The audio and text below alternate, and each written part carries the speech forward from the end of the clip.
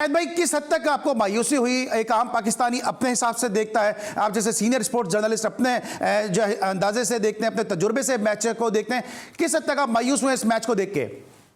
नहीं अली, मुझे तो बिल्कुल भी मायूसी नहीं हुई, इसलिए कि मैं तवक्को यही कर रहा था।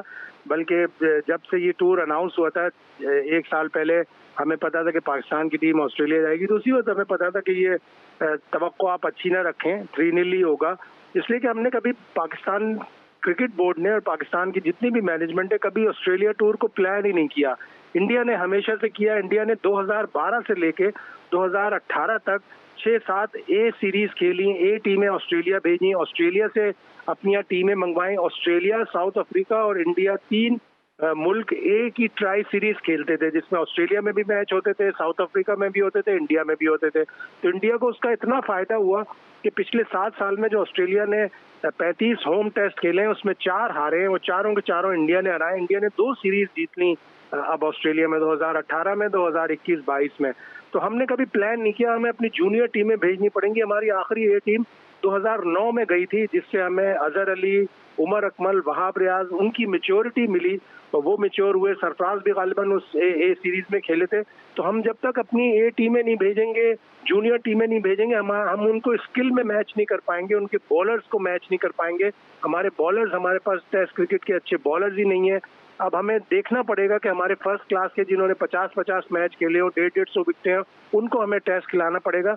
हमें रेड बॉल के प्लेयर्स और व्हाइट बॉल के प्लेयर्स बिल्कुल अलग रखने पड़ेंगे। ठीक है। और शायद भी आपको याद होगा कि एक ज़माने में ग्रेट क्रिकेट में जो है प्लेयर पाकिस्तान के जाते थे, शोएब मोहम्मद वहाँ पे गए, इकबाल सिकंदर जिनकी आज सालगिरह भी है, उनको हैप्पी बर्थडे भी कहेंगे हम अपने प्रोग्राम के तवस्सुत से, अपनी जानिब से, शाहिद भाई की जानिब से भी। 92 के वर्ल्ड कप की फातिह टीम का हिस्सा थे इकबाल सिकंदर, और रिजवानुज़्ज़मा जैसे प्लेयर भी जो है वो ग्रेट क्रिकेट खेलने पाकिस्तान भेजता था नौजवानों को। ये सिलसिला आप समझते हैं दोबारा शुरू होना चाहिए? बिल्कुल होना चाहिए। साल के शुरू में एक टीम गई थी रोहेल नजीर की क़यादत में, उनके प्लेयरों को आइडेंटिफाई करें, उनमें से किन किन प्लेयरों ने रन्स बनाए थे।